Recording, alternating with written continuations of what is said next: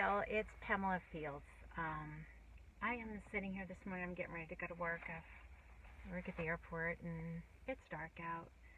I usually start working around 6 o'clock. This morning, I'm struggling with something.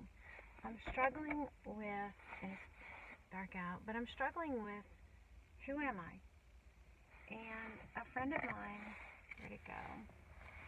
There it is. I am enough.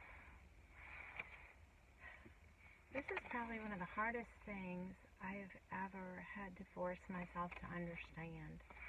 Because for many, many years, probably the last time I can remember was when I was younger, I've been struggling with accepting myself for who I am.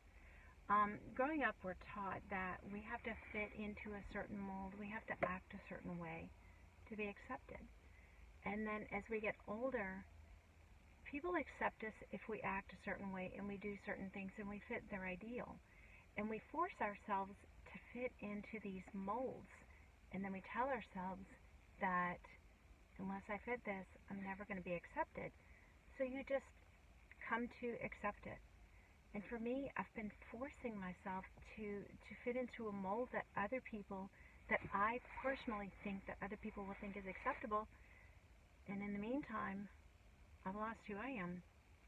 I've got severe anxiety, and I find that it manifests in so many different ways. I've probably had it a long time, but growing up, it was just something you suck it up, buttercup, and you get on with it. There was never a diagnosis for it. I always thought, as I got older, that everybody fought with being claustrophobic in social situations, or, if I'm in a large group, I get very claustrophobic. And I learned recently this year that that's what anxiety is, and it's purely by accident, because somebody asked me, do you have anxiety? And my initial response was yes. I've never termed it that before. I always thought it was claustrophobic. And I've realized that in forcing myself to fit into what other people believe is acceptable, I don't know who I am. I don't believe I'm enough. I love to draw, and I've lost that for a long time. I've loved to paint, and I've lost that for a long time because I never thought I was good enough. So I'm not an artist, I'm not a painter. And rediscovering that and finding out that I'm actually really good at something I have a hard time coming to terms with.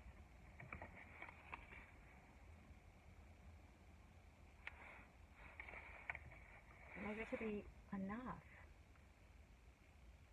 How do you come to terms with I am enough?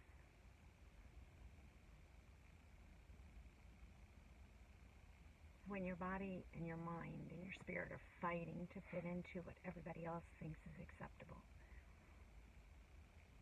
I always seek approval from everyone else, from my family to my parents to perfect strangers, that I've lost the ability to make decisions for what's right for me, and when I do, I second guess them left and right. It's interesting. I expect everybody else's opinion to outweigh mine. Even when I know that something is right, I second guess it. And it comes back to, I don't think I'm enough.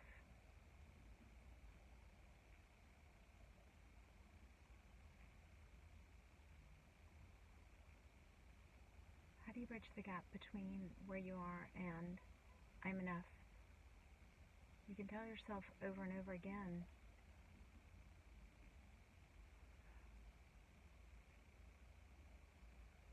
but you just have to believe it.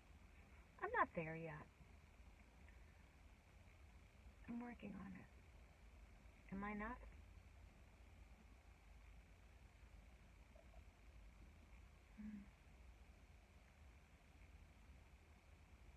I don't know. Maybe one day I will. I believe I'm closer now than I was 3 weeks ago. What does enough mean? What does it mean when you say you're enough? I don't know.